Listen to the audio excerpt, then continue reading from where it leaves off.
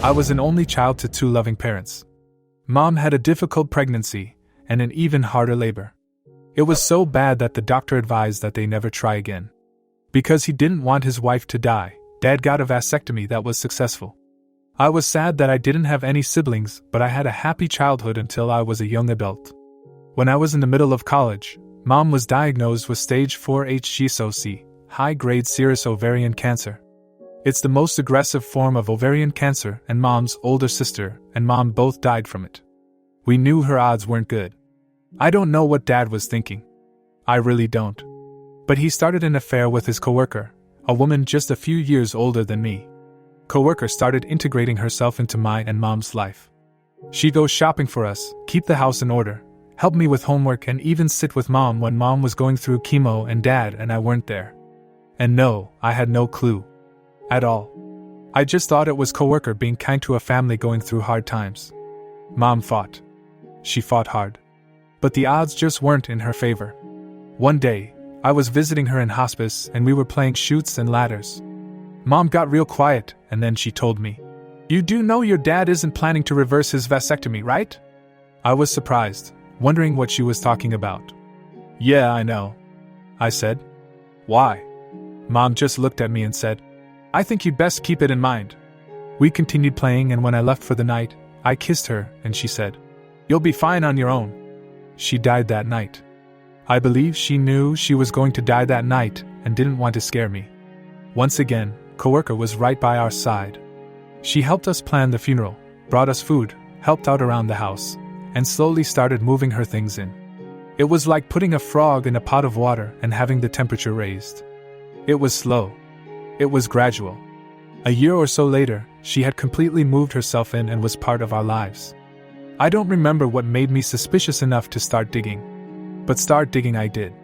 I learned the affair began shortly after Mom's diagnosis. I was sickened, furious, and saddened. I took out my cell, ready to confront Dad and coworker with the knowledge. But something else struck me. See, during one of her visits, coworker mentioned to Mom and me that she wished to have children with her fiancé. Mom knew that the affair was going on, and she trusted me to spill the beans.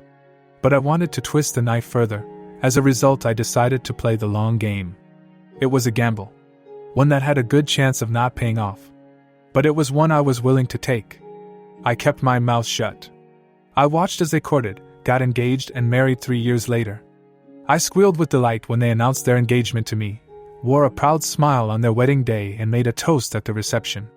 I even took extra steps to hide test results from Dad's urologist in such a way that coworker wouldn't find it but Dad would. Believe me, I was internally screaming. I wanted the world to know the way they hurt Mom and me during her darkest hour. I got dangerously close several times. But I said nothing, knowing the payoff would be worth it. Time passed. We played happy family. I got married to my awesome husband and had children. Dad and coworker played doting grandparents, but I knew from the pained look on coworker's face that she was bemoaning her empty nest. Just as I was beginning to give up hope, the day came. Coworker and I had started the tradition of getting together for coffee shortly after Mom's death. We'd talk girl things again, as I internally screamed. Laugh, cry, love, live. That sort of thing. That day, coworker was sad and sullen. I could tell she had been crying. I asked what was wrong. I couldn't believe my ears when I heard why. She was struggling to get pregnant for years but assumed it was stress from work. Then her periods started coming fewer and farther between. She decided to go to the doctor and find out why. It turned out she was entering perimenopause and her chances of successfully getting pregnant had dwindled. The doctor told her, in essence, her childbearing years were over. As I crooned sympathetic noises, coworker said, "It doesn't make sense. We tried so hard to have kids, but I wasn't able to get pregnant. I don't know why." It was then that I knew it was time. "You mean, Dad didn't tell you?" I said. "Didn't tell me what?" she asked. I was fighting every chance to smile as I tried playing the "it's not my right to tell" and "I can't believe he didn't tell you" cards until she practically begged me. I should have won an Oscar for my performance. I told her about the vasectomy and that Dad had no intention of reversing it. You should have seen coworker. She completely deflated like a balloon. Her shoulders slumped, she bowed her head and she sobbed in her hands. I wanted to rejoice. I wanted to rub her face in it. I knew though that would make me look like the bad guy. So I hugged her and rubbed her back, telling her dad was horrible for not telling her, that she deserved a different outcome, and that he completely wasted her time. Again, I was fighting to not smile. When she left, I told her I would always be there for her, but I knew she wasn't going to be part of my life anymore. Why would she? I was the daughter of the man who betrayed her. Once she had left, and I was alone, I wept with joy and relief that it paid off, but also deep sorrow that Mom hadn't been there to see it. That was the last time I saw or talked to coworker. A few weeks later, Dad called me in a fury. Coworker had packed her bags and left, slapping him with divorce papers. She yelled at him for not being honest with her that he had a vasectomy he had no intention of reversing. That he knew she wanted kids and that she had wasted all of her childbearing years.